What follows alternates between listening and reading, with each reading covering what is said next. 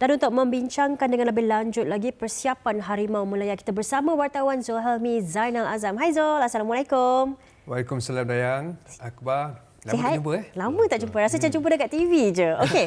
Zul, kalau kita lihat semula kepada rekod pertemuan yang kita kongsikan tadi, memang semuanya berpihak kepada Malaysia. Betul. Tapi kalau kita nak jadikan ini sebagai titik ataupun poin untuk kita dapatkan moral selepas keputusan yang kurang memberangsangkan di New Zealand baru-baru ni, adakah ini waktunya?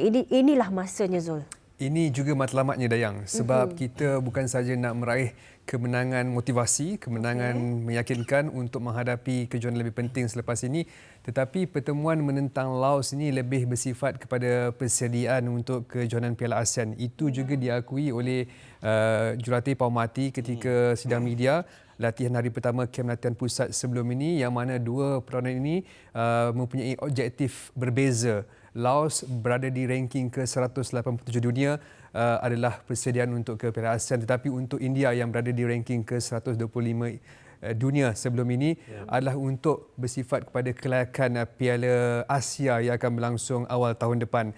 Jadi dua objektif yang berbeza ini, saya percaya Paumati dapat mengenal pasti pemain-pemain yang boleh dibawa untuk dua kejohanan berkenaan, terutamanya untuk Laos menguji muka-muka baru, kerana dalam skuad ini kita dapat lihat ada beberapa pemain kembali memperkuatkan pasukan dan juga ada pemain yang melakukan penampilan pertamanya dalam kem latihan pusat seperti Fazrul Amir dari Kelantan Darul Naim. Jadi inilah peluang terbaik, termasuk Zafri Yahya yang sudah menanti sekian lama untuk melakukan debut bersama skuad Harimau Melaya. Jadi pertemuan tentang Laos itu amat penting untuk Paumati mengenal pasti pemain terbaik dan juga pemain untuk membuktikan kemampuan berada di pentas antarabangsa.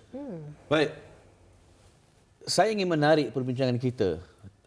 Fokusnya tentang laporan Zul tadi yang menyebut bahawa Paumati sendiri masih belum buat ketetapan. Untuk Piala Asia, kita nak hantar senior squad ke atau bawah 23? Sebab perkembangan terbaru yang Zul kongsikan juga, Indonesia, Thailand membawa skuad bawah 23 Betul. untuk Piala ASEAN ini. Yes, betul. Jadi ini tak sampai sebulan lagi, Zul. Jadi rasanya apakah keputusan yang akan diambil oleh Paumati? Saya rasa dia pening kepala. Dia berada dalam situasi yang cukup mencabar, Akbar, kerana ketika ini Paumati, saya rasa tak ada bayangan pasukan mana yang akan dihantar. Sebab saya difahamkan untuk pada bulan Disember ada perlawanan membabitkan saingan Liga Super dan Piala Malaysia. Belum rasmi lagi, belum keluar lagi ketetapan jadual. Kita punya penerbit pun masih menunggu untuk menyusun jadual pada bulan Disember. Tetapi saya difahamkan ada dua perlawanan Liga Super dan dua perlawanan Piala Malaysia pada Disember.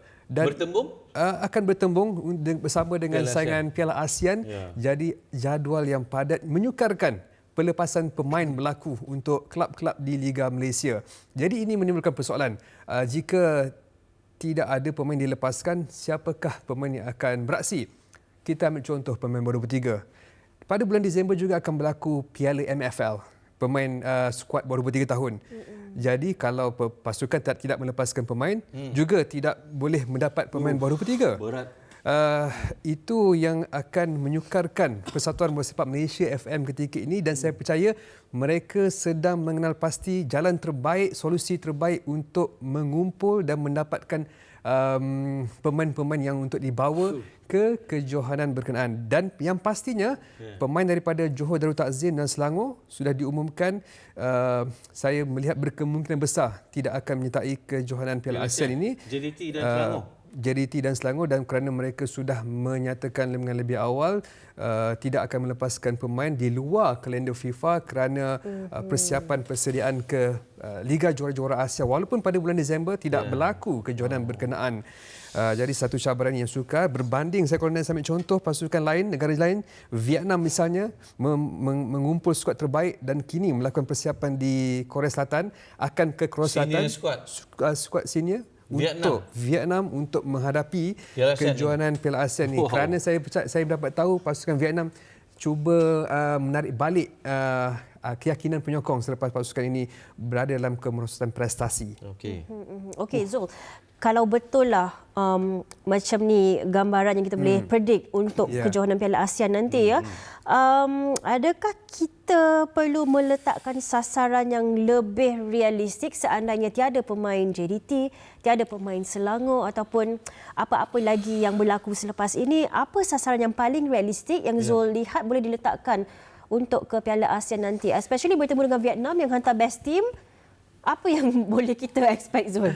Saya bersukar untuk cakap ada yang sebab kita tak tahu skuad mana yang akan kita hantar untuk kejohanan ini. Tapi kalau kita melihat skuad terbaik seharusnya pergi ke final. Tetapi kalau skuad bawah 23 mungkin lebih realistik di separuh akhir kerana kita melihat kumpulan kita pencabar terkuat sudah pasti adalah Thailand. Kita mampu untuk bersaing dan mengatasi pasukan seperti Singapura, Kemboja, Timor Leste. Tetapi cabaran yang kita lihat akan kuat datang daripada pasukan Thailand yang juga merupakan finalis. Jadi saya melihat realistik ketika ini kalau berdasarkan situasi kita tak tahu lagi pasukan yang mana, mungkin separuh akhir. Ramalan awal saya selaku NEP juara untuk kumpulan B ataupun A bagi pasukan Malaysia. Kumpulan A. Kumpulan A, ya. Okey. Baik, apa pun terima kasih Zul. Kita menantikan keputusan terkini daripada FAM. Siapakah pasukan manakah yang akan diturunkan dan kita akan bawakan perbincangan lebih lanjut untuk episod Nadi Arena akan datang.